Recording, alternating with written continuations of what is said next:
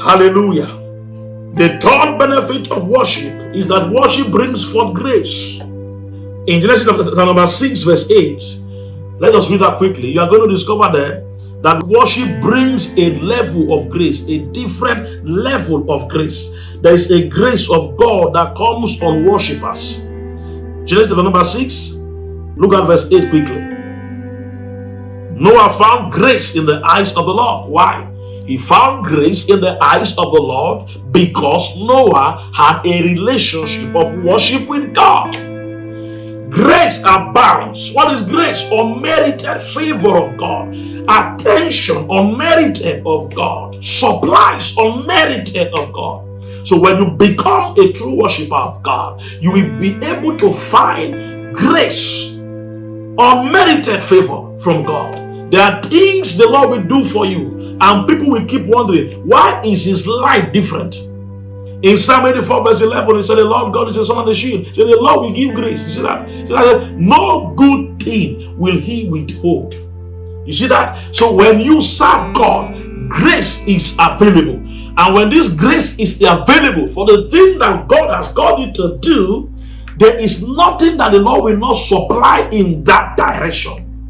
There is no good thing he will withhold from you in that direction, as long as you are a worshiper.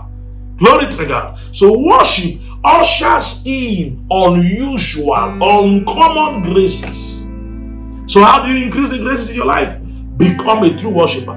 Number 4, worship usher you into what? Frontline existence. You are just the head every time. You are not the tail. You can find that in Esther chapter 2 verse 17. When Esther made up her mind to worship God, made up her mind to do the will of God, made up her mind to die for the cause of God. Esther is remembered today so much that there's a book in the Bible that is a book of Esther.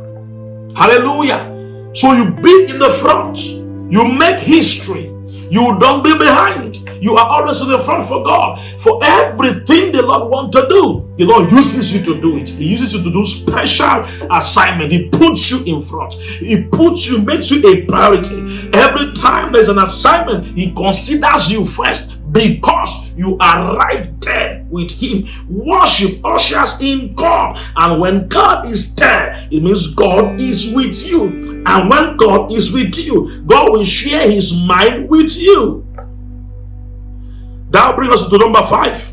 That you can see in Isaiah chapter 6 verse 1. Number 5, worship gives you access to divine secrets. Why? Because the more time you spend with God, the more things God will tell you that he doesn't tell any other person.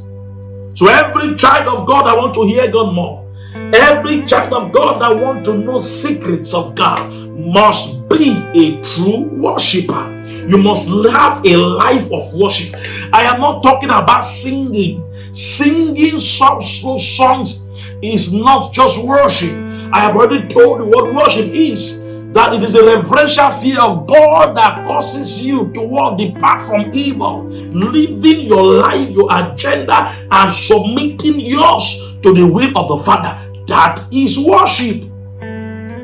So every time you find yourself in God's presence and you are a true worshiper, mysteries are not far away from you. Do you want to hear from the Lord? Become a true worshiper.